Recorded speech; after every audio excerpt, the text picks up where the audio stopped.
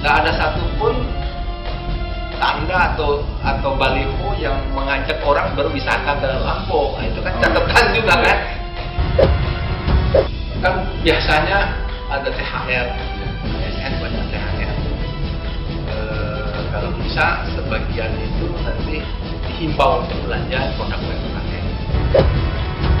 Tetap semangat. Saya lihat teman-teman UMKM sudah belajar banyak dari pandemi ini. Itu besar. Kita nggak punya pilihan kecuali maju. Kita ini pengusaha sebenarnya nggak usah dibantu pemerintah. Udah senang. Asal jangan digangguin ya. Gitu ya. Mungkin kalau pemerintah daerah yang menghimbau, mudah-mudahan segera mau buka pintu, kan? Karena pasar modern itu penting buat UMKM.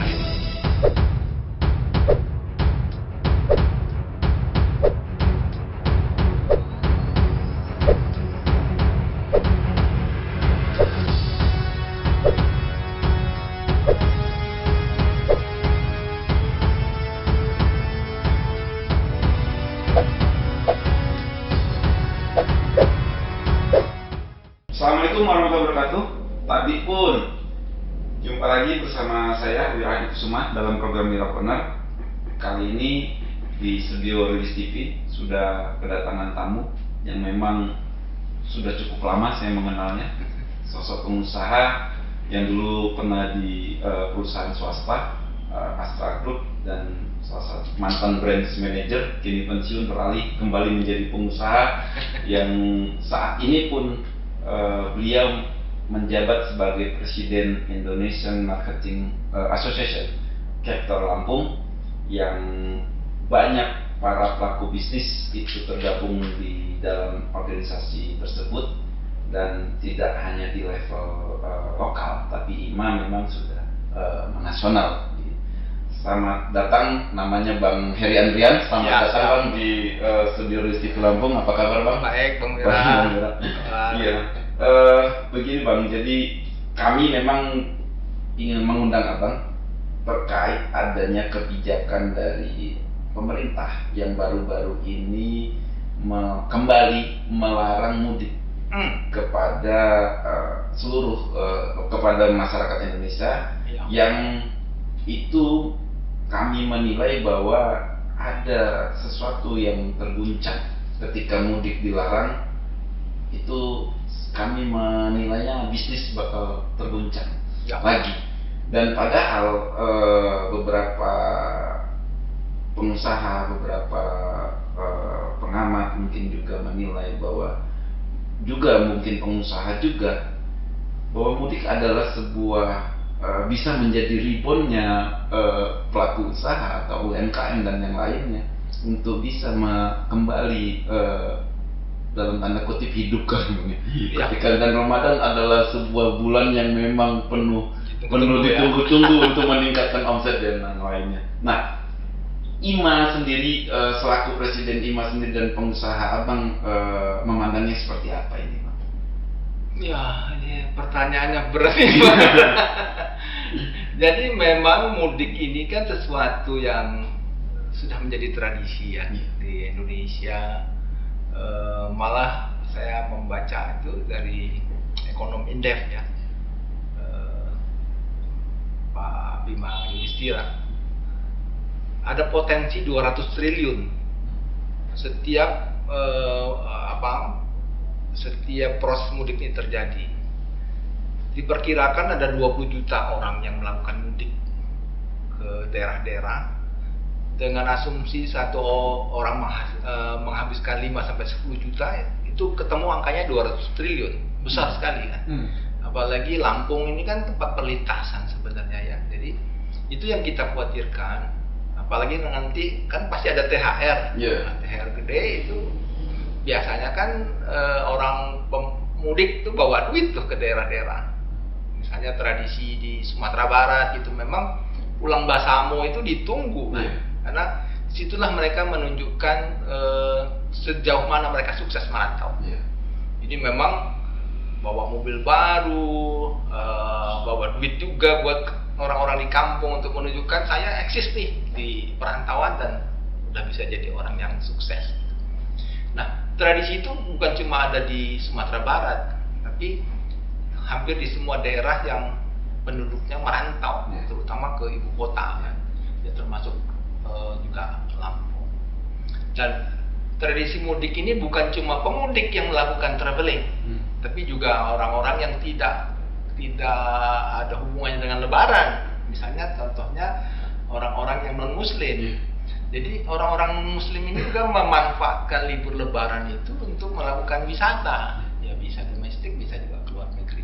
Nah, yang domestik itu membawa membawa uang, kan ada arus uang yang cukup besar yang masuk ke daerah-daerah. Selama ini kan mereka nginep, ya bisa nginep di hotel, juga jalan ke tujuan wisata, destinasi wisata, kemudian pasti beli oleh-oleh deh, beli oleh-oleh daerah itu kan. Kemudian UMKM udah pasti dapat lah. Kalau orang rame, contohnya yang paling simpel tuh nggak mudik kayak tol baru dibuka Palembang Lampung 4 jam ya. Wah, kita pernah kehabisan keripik tuh. Bulan Desember, Januari tahun 2019 belum pandemi. Jadi itu juga fenomena yang mesti kita cermati, bahwa arus mudik itu memang ditunggu oleh banyak orang, terutama pebisnis, dan tradisi menempatkan target tertinggi sepanjang 1 tahun annual planning kita itu ada di bulan itu biasanya, di bulan menjelang Lebaran, jadi pas di bulan Ramadan ini. Dulu waktu saya di Astra juga memang produksi terbesar dan jualan terbesar biasanya ditaruh di bulan Ramadan. Dan waktu saya di otomotif, memang mobil itu kan dipakai buat mudik. Nah, buat mudik, jadi orang ganti mobil memang karena sudah butuh, sekaligus nunjukin ke kampung nih, saya udah ada mobil baru. Nah, ini yang kita khawatirkan, kalau sampai uang 200 triliun itu tersumbat masuk ke daerah-daerah, nah itu pasti akan ada guncangan, ya. Apalagi pariwisata kan sebenarnya sudah mulai mau bergerak ya, walaupun belum pulih seperti dulu, tapi udah ada harapan. Kemarin 2 minggu yang lalu saya menghadirin saudara nikah di Serang ya, di hotel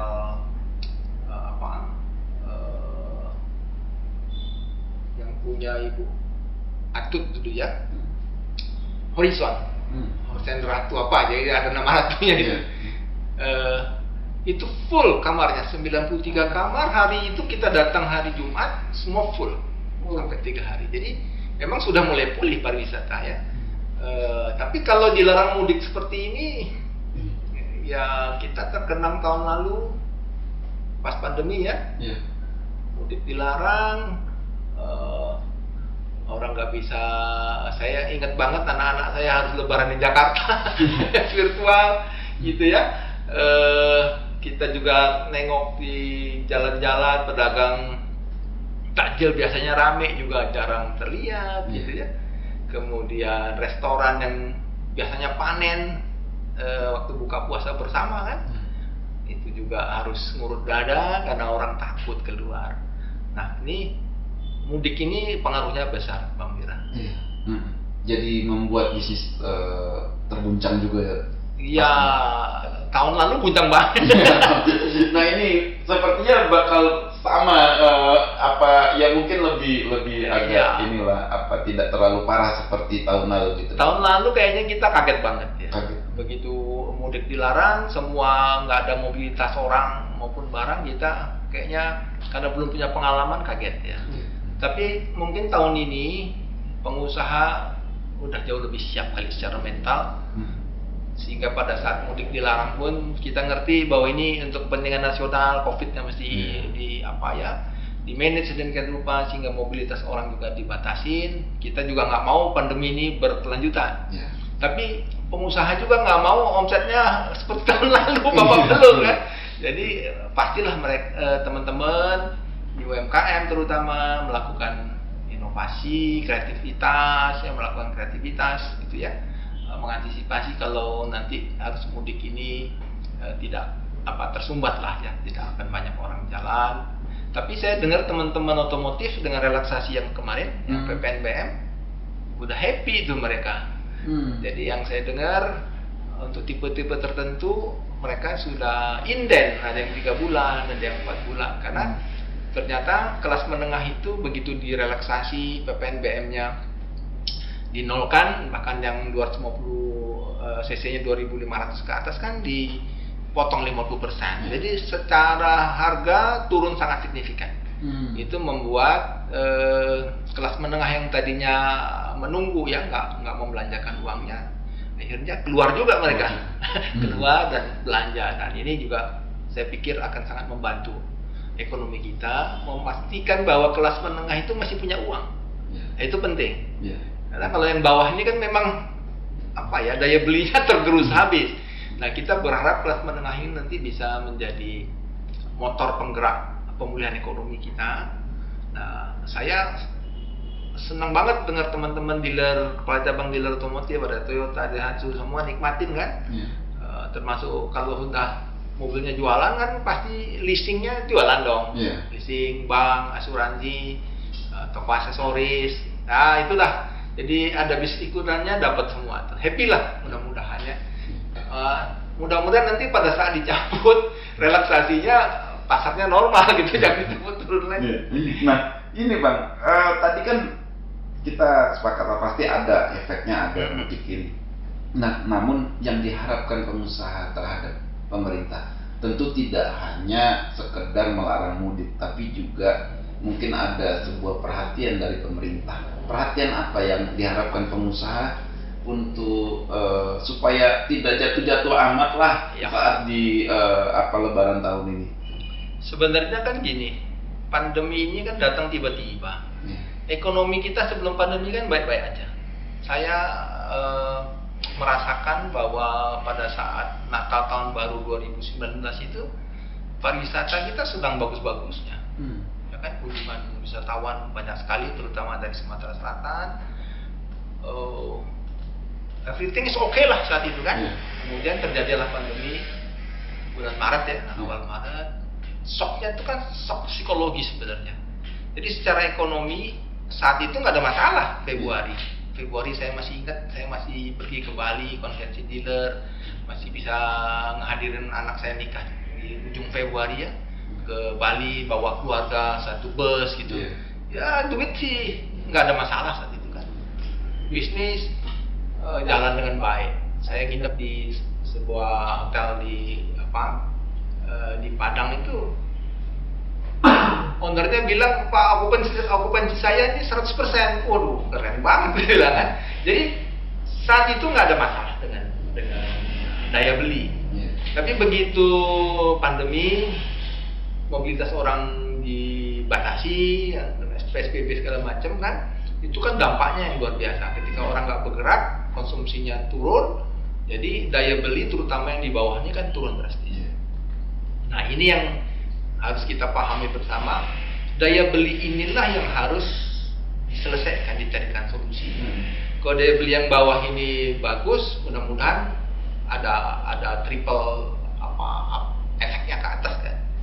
Nah, saya melihat apa yang dilakukan pemerintah sudah sangat baik ya, relaksasi, banyak sekali relaksasi yang dikasih ke UMKM, ke perbankan, debitur, leasing dan sebagainya, ada relaksasi yang banyak sekali, penurunan pajak segala macam.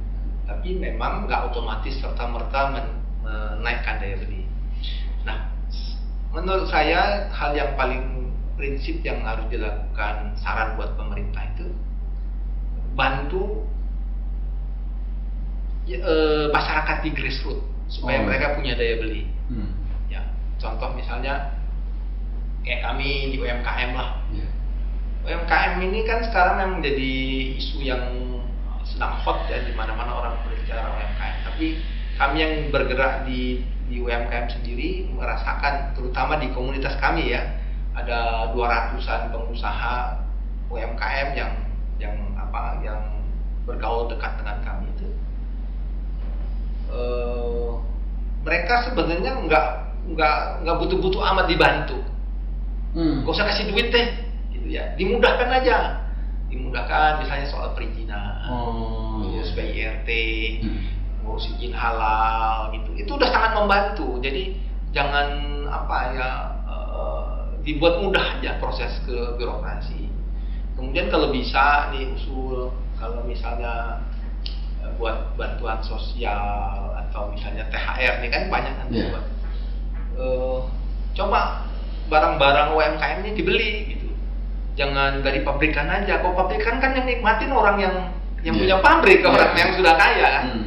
Tapi kalau misalnya paket-paket lebaran, parsel lebaran atau paket-paket buat karyawan itu dibeli produk UMKM, itu kan akan sangat membantu teman-teman UMKM. Kan kebutuhan pokok itu datangnya dari UMKM loh, Bang Wira. Kayak beras ya, kemudian kebutuhan pokok yang lain itu ada di UMKM kita, makanan segala macamnya, minuman, kopi dan sebagainya. Kalau itu dibuat, kita di IMA kemarin coba berinisiatif, saya mengimbau teman-teman, ada 100 lebih ya perusahaan yang bergabung di IMA. Saya bilang coba deh tahun ini kalau Anda masih punya budget untuk kirim parcel, kami buatin parcel sebagus yang ada di mall-mall itu. Kemasannya, produknya juga kita yakini akan seenak yang ada di mall-mall itu, tapi produksi UMKM. Nah, jadi secara nggak langsung itu membantu UMKM jualan. Karena UMKM ini kan memang masalah utama yang saya setahun lah bercampur sama mereka itu. Masalah utama itu akses pasar sebenarnya. Jadi kalau pemerintah coba deh Pemda beli deh ini apa yang bisa di potensi daerahnya aja, misalnya kayak Pesawaran. Itu kan banyak tuh pengusaha UMKM. Itu tadi dari pemerintah kan Bang, bahwa UMKM tidak perlu lah untuk dibantu tapi yang dibantu dalam hal pengurusan perizinan dan sebagainya. Nah, tapi untuk UMKM sendiri Bang, apa yang harus dilakukan oleh UMKM dan pengusaha sendiri? Yang harus kan tidak cukup hanya sekedar kreativitas, tapi mungkin seperti apa network atau apa yang menurut Abang memang harus perlu dilakukan UMKM? Jadi dari pengamatan lebih kurang setahunan lah ya, setahun setengah lah bergaul sama mereka, saya melihat itu kalau soal produksi mereka sudah jago lah. Buat makanan yang enak, buat kopi yang enak itu, buat dodol, buat durian itu secara taste rasa oke. Tinggal mungkin kita bantu packagingnya, cara packaging. Tapi ada masalah yang harus kita pecahkan bersama, itu soal akses pasar. Nah, akses pasar ini kita harus create sesuatu, karena kalau mengandalkan pasar yang konvensional, saya pikir akan berat buat UMKM. Satu kan memang saya perhatikan teman-teman UMKM itu nggak punya tim yang memasarkan. Jadi kalau UMKM itu gini Bang Wira, dia yang produksi, dia yang manage keuangan, dia juga yang jualan. Nah, jadi berat dirangkap semua. Kalau ada komplain juga ya dia sendiri. Tapi kan memang size usahanya masih segitu ya. Saya pikir nanti kalau makin besar pasti mereka juga akan menuju seperti perusahaan-perusahaan yang besar. Nah, mungkin pemerintah dalam hal ini mungkin bisa memberikan bantuan selain perizinan itu tadi, akses pasar. Akses pasar ini kan mungkin secara teori kita bisa berikan lewat digital, akses digital ya. Walaupun saya dalam prakteknya melihat nggak gampang juga transformasi ini ya, terutama soal ada generation gap. Jadi kalau UMKM itu masih generasi pertama yang mungkin lahirnya tahun 70-an gitu, 70 di bawah milenial deh ya, yang yang masih gaptek gitu, agak sulit itu. Contoh misalnya saya pernah melakukan pelatihan untuk digital marketing, dibantu teman dari Tokopedia ya. Secara penguasaan cara buka toko sukses hari itu. Jadi waktu itu ada 3 batch, masing-masing batch itu 20 sampai 25 orang. Mereka kita bimbing sampai bisa buka toko. di Tokopedia. Saat itu memang hanya Tokopedia. Dengan harapan nanti kalau bisa buka di Tokopedia kan dia bisa buka di marketplace yang lain. Nah, Bang, saya coba ingin bertanya juga mengenai peran IMA. IMA sendiri kan memang menjadi organisasi yang saat ini di Lampung di bawah kepemimpinan Abang. Nah, sudah apa saja yang sudah dilakukan IMA dan apa harapan IMA juga ke depan bagi pemerintah untuk di sektor bisnis, dan bagaimana peran anggota-anggota IMA nantinya mungkin bisa menjadi pendorong juga pemulihan ekonomi yang diharapkan oleh pemerintah dan masyarakat. Oke. Sebagai informasi, IMA itu sekarang ya agak eksklusif memang, sementara ya, karena yang boleh jadi anggota IMA sekarang minimal manajer. Jadi kebanyakan memang pimpinan cabang, sebagian juga owner bisnis. Karena kita yang owner bisnis kita batasin yang omsetnya minimal 50 juta sebulan, 600 juta lah setahun. Karena supaya frekuensi komunikasinya bisa sama, gelombangnya bisa sama. Nah, potensi itu lumayan besar karena banyak juga perusahaan multinasional yang ada di tempat kita. Di antaranya ada Astra, ada PGN, ada CD, banyaklah, bank dan sebagainya. Yang bisa mungkin nanti membantu dalam hal ini mungkin perekonomian daerah ya, karena mereka pun otomatis sebagai pelaku bisnis di bidangnya masing-masing.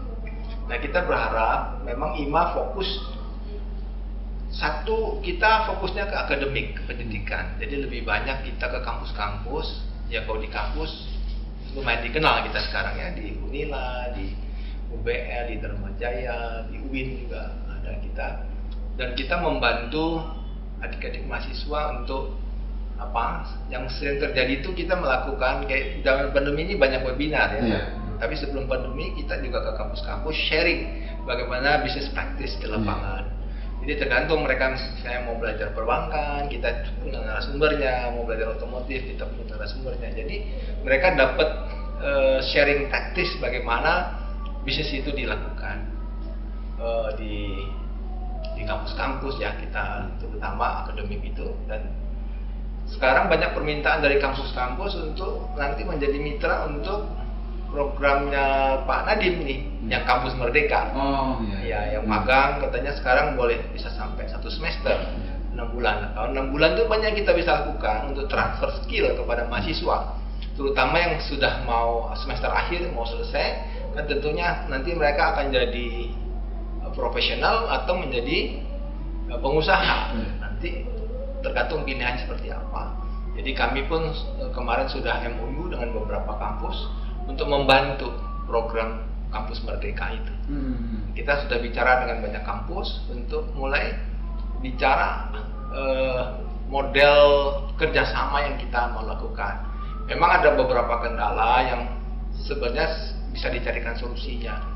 Karena secara etika kalau orang bekerja lebih dari 1 bulan kan mesti ada honor.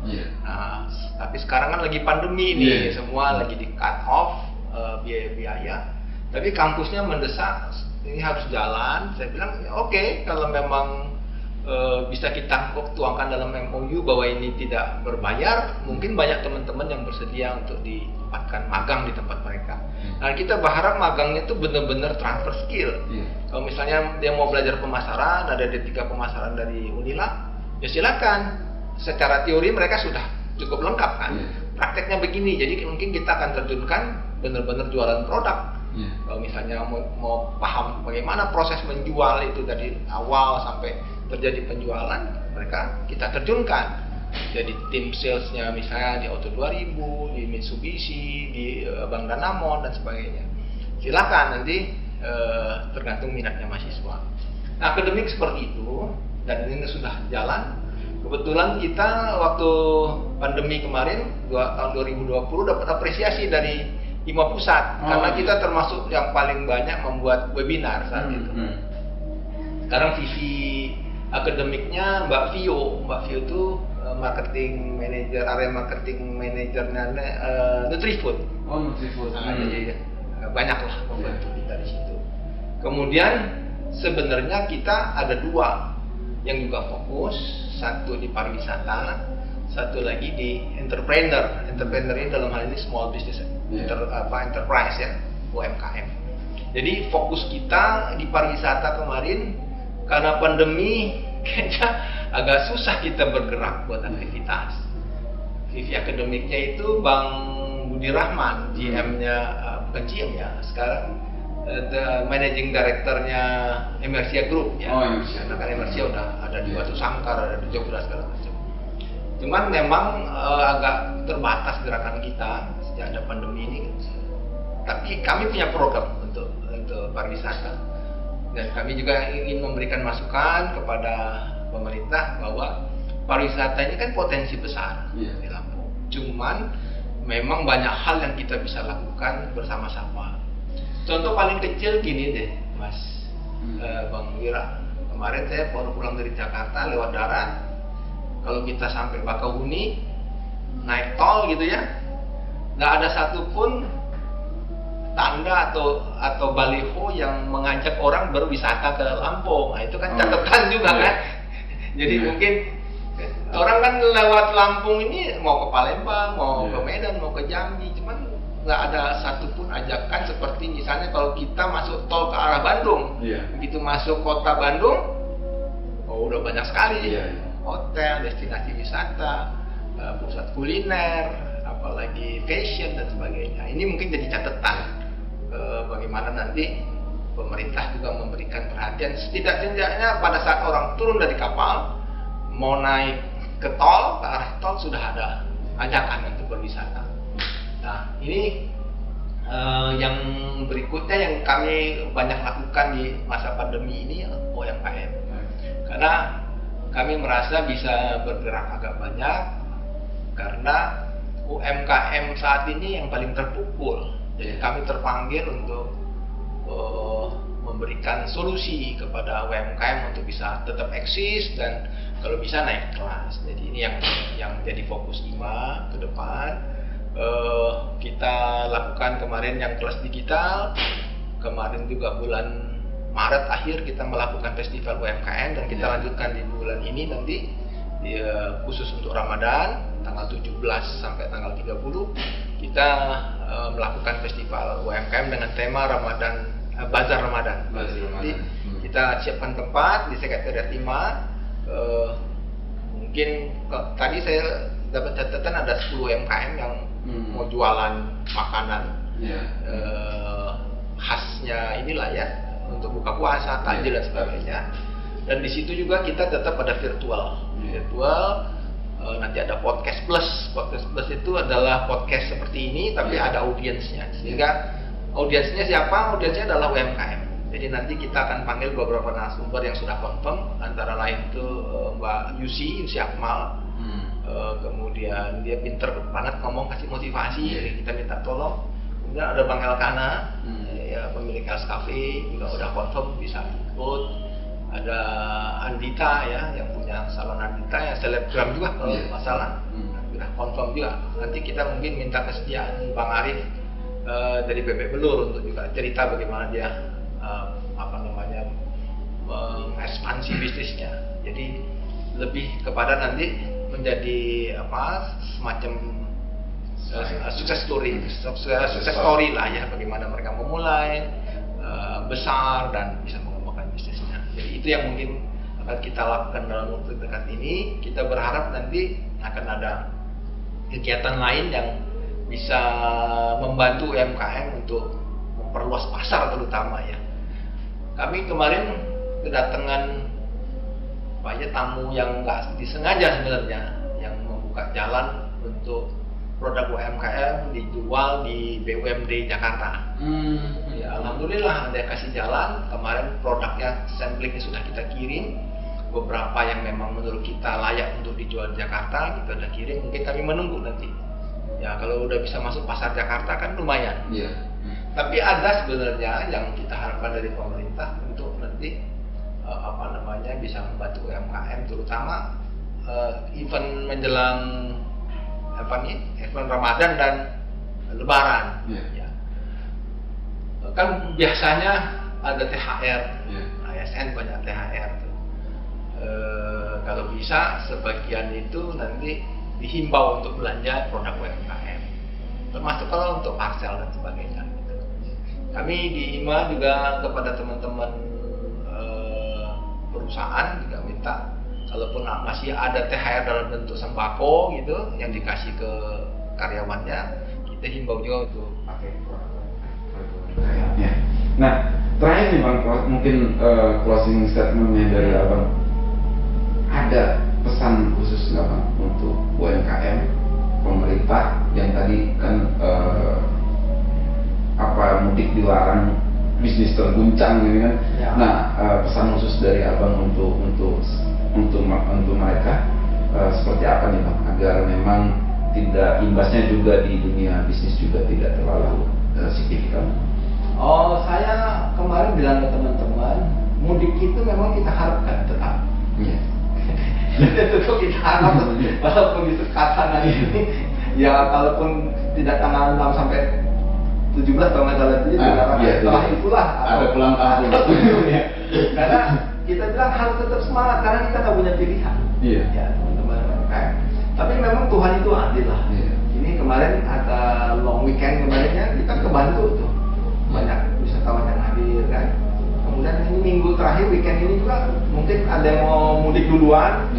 Orang-orang Lampung sendiri yang mau mudik dan saudaranya di luar daerah, atau orang daerah yang nyolong sebelum mudik udah pada pulang. Jadi teman-teman UMKM akan naik juga omsetnya. Alhamdulillah.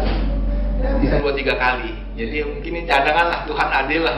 Kita di mudiknya agak terhambat, tapi ini kita sudah dapat panen duluan. Nah, jadi tetap semangat. Saya lihat teman-teman UMKM sudah belajar banyak dari pandemi ini, karena pesimis itu tidak banyak membantu, tidak akan membantu kita untuk tetap bisa bertahan maupun menjadi besar. Kita nggak punya pilihan kecuali maju. Jadi harapan kami UMKM, banyak sekali program pemerintah yang sudah diluncurkan pemerintah pusat. Setidak-tidaknya kalau bisa kami mau cicipin juga di daerah ya, kalaupun belum mungkin nanti ya. Tapi jangan harapan kita ke pemerintah, teruslah bantu UMKM, karena memang yang bisa menjadi motor penggerak geliat ekonomi ini sektor middle lah ya, orang menengah, kelas menengah lah. Tapi jangan lupa kelas menengah ini kalau belanja nanti juga bisa membantu UMKM. Nah, kita harap ini sinergi antara UMKM dan kelas menengah ini terjadi, sehingga nanti bisa membuat ekonomi kita berlari kencang, cepat keluar dari resesi, dan kita nggak begini-begini terus kan. Udah setahun capek ini. Harapan kita kebangkitan itu dimulai dari teman-teman kelas menengah, mau keluarin duit lebih banyak, spend duit lebih banyak, sehingga UMKM terbantu dan ekonomi bergerak kembali. Itu Bang Wira. Nah, untuk pemerintah tadi, pesan untuk pemerintah? Pemerintah begini, ada seluruh teman saya di Kadin yang cukup senior pernah bilang begini, kita ini pengusaha sebenarnya nggak usah dibantu pemerintah, udah senang. Asal jangan digangguin ya. Gitu ya. Pokoknya kita nggak dikasih duit pun nggak apa-apa, karena memang pengusaha itu kan mentalnya harus mandiri kan. Iya. Nggak, misalnya kayak ini UMKM bantuan yang 2.400.000 nggak dapat tuh nggak apa-apa. Yang penting kita dikasih kesempatan tuh jualan, kasih akses pasar, dikasih pelatihan dan sebagainya. Pelatihan yang bermanfaat tentunya ya. Jadi ya seperti pemerintah kota sebenarnya bisa banyak berbuat gitu ya. Contoh, saya kasih contoh yang simpel begini deh. Kan banyak pasar modern di tempat kita. Ada Chandra yang sangat besar, kemudian ada juga retail nasional yang di mana-mana ada, Alfamart dan Indomaret. Saya juga lihat terakhir ada Indogrosir, ada macam-macam lah. Nah, saya nggak tahu Mas Wira karena belakangan sudah jarang jalan ke mall. Cuma sepengetahuan saya, rak untuk UMKM itu belum dikasih sama mereka. Jadi mungkin lewat pemerintah kota ataupun Pak Bupati dan sebagainya, kalau bisa di gerai modern itu dikasihlah rak UMKM yang mungkin kan kalau di Chandra masih sewa tuh, dikasihlah ini karena UMKM disubsidi sedikit lah. Mungkin kalau pemerintah daerah yang menghimbau, mudah-mudahan Chandra mau buka pintu gitu kan, karena pasar modern itu penting buat UMKM untuk bergerak. Karena saya tanya kenapa nggak bisa masuk ke Chandra, nggak bisa masuk ke Alfamart. Syaratnya nggak mudah. Kemudian paymentnya juga ya nggak berpihak ke UMKM. Kalau kita disuruh nunggu pembayarannya agak lama kan putaran uangnya nggak muter. Tapi mudah-mudahan nanti dengan di mediasi sama IMA, mudah-mudahan ada perhatian pemerintah untuk UMKM yang langsung bermanfaat. Gitu Bang Wira. Ya, demikian pemirsa bincang saya dengan Bang Heri Andrian, Presiden Indonesian Marketing Association Chapter Lampung, dan saya mengucapkan terima kasih pada sama Bang Wira. Saya makasih sudah diundang. Diskusi kita ini agak menjelang maghrib ya, sehingga nanti mungkin kita bisa kembali lagi berdiskusi ke depannya mengenai apa saja sih yang sudah nanti IMA akan bakal lakukan ke depannya di dalam. Makasih Bang. Mungkin bisa di outdoor atau yang lainnya. Ya, demikian pemirsa Wira Corner kali ini, dan saya selaku pembawa acara dalam Wira Corner ini mohon maaf jika ada kesalahan. Wassalamualaikum warahmatullahi wabarakatuh. Makasih Bang Wira.